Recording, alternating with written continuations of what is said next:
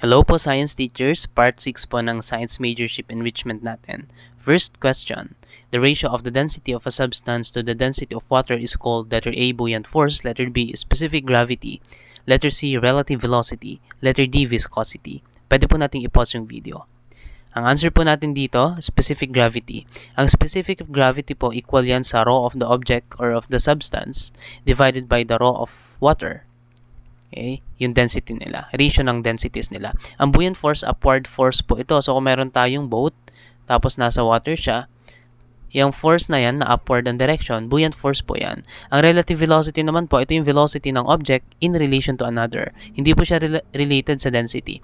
Kapag viscosity, yung tinatandaan po natin dyan, resistance to flow.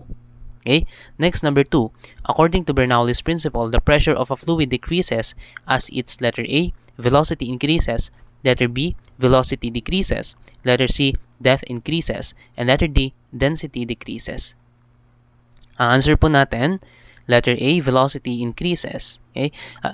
Yung simplified formula po ng Bernoulli's principle, pakita ko lang po yung pressure plus 1/2 of the density of the fluid times the velocity squared is constant.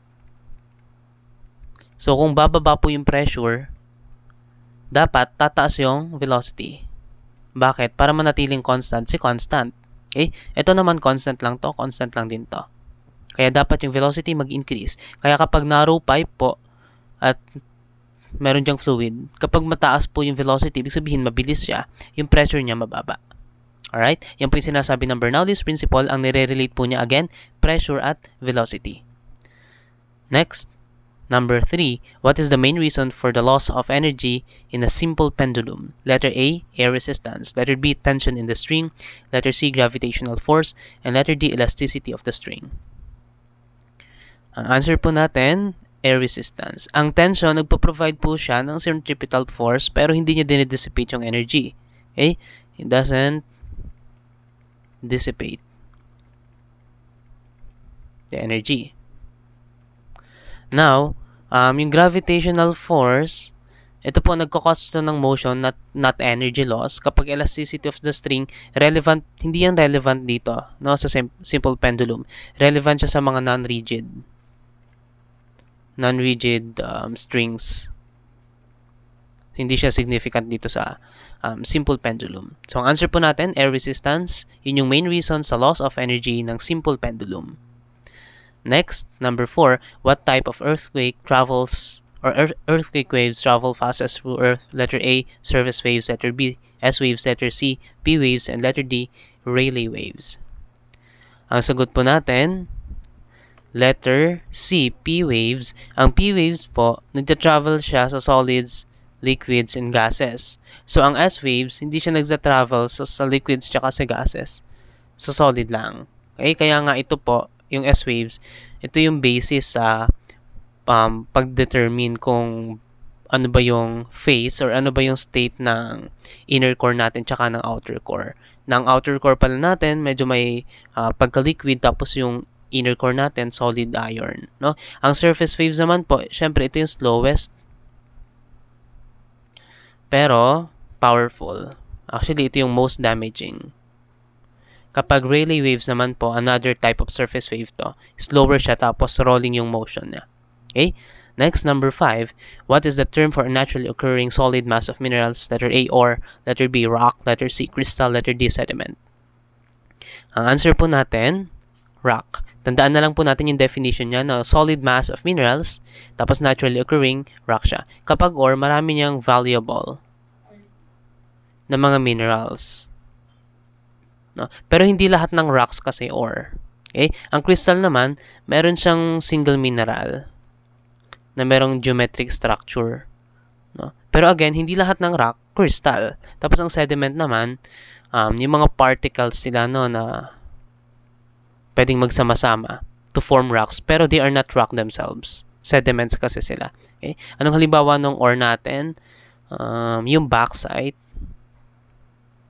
Yan. Ang rock natin, syempre, dyan papasok yung igneous, etc. Tapos, ang crystal natin, yung quartz.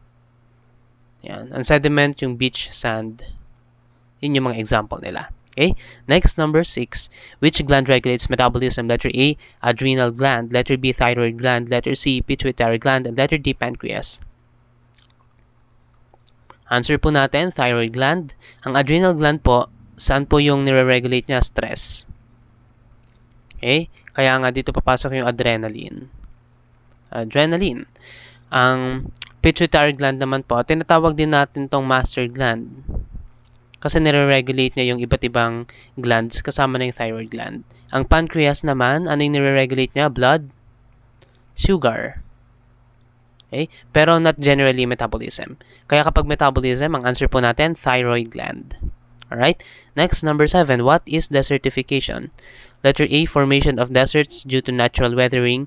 Letter B, expansion of sand dunes. Letter C, increased biodiversity in dry areas. And letter D, loss of soil fertility due to overgrazing and deforestation. Ang answer po natin, letter D, loss of soil fertility due to overgrazing and deforestation. Bakit po mali si letter A? Ang A po natin is yung formation ng deserts due to natural weathering. Medyo oversimplified po, no? Tsaka, usually kasi ang desertification, human-induced siya. So, human-induced, ino-oppose niya agad tong word na natural. Okay? Yung expansion of sand dunes naman, symptom lang to. Hindi siya yung definition talaga ng desertification. Tapos, increased biodiversity, actually, opposite yung nangyayari. Okay? Loss of biodiversity or reduction of biodiversity ang nangyayari kapag mayroong desertification. So, ang best answer po natin, letter D, loss of soil fertility due to overgrazing and deforestation. Next, number 8. What is the function of a router? Letter A, connect different networks. Letter B, store data. Letter C, boost signal strength. And letter D, provide internal access. Answer po natin, connect different networks. Ano po yung nag-store ng data? No, yung mga storage devices, syempre gumagawa niyan. Nagbo-boost ng signal strength, ginagamit po natin yung repeater o kaya Wi-Fi extender. Nagpo-provide ng internal access. Masyadong vague to. No? Kaya ito po yung best answer natin, connect different networks. Next, number 9. Pyroclastic flows are most likely to occur during which type of volcanic eruption? Letter A, effusive. Letter B, submarine. Letter C, fissure. Letter D, explosive. Ang answer po natin, explosive. Hindi pwedeng effusive, no? Kasi nagpo-produce siya ng flowing lava. Hindi itong mga violent na mga pyroclastic flows. Ang submarine naman po, bihira, no? Bihira yung pyroclastic flow. Ang fissure naman, long cracks yung makikita natin dito na may lava. Hindi kasing violent nitong mga explosive.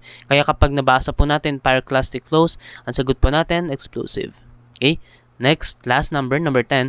Which type of landslides involves the slow movement of soil downhill? Letter A, rockfall. Letter B, slump. Letter C, creep. Letter D, debris flow.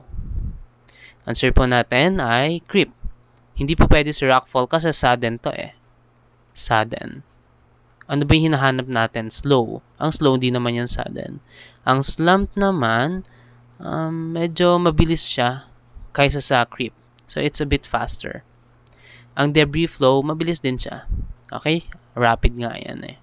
Rapid flow ng mga debris, ng mga saturated soil.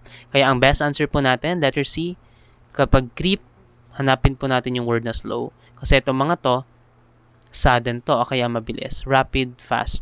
Yung mga yan. Okay? And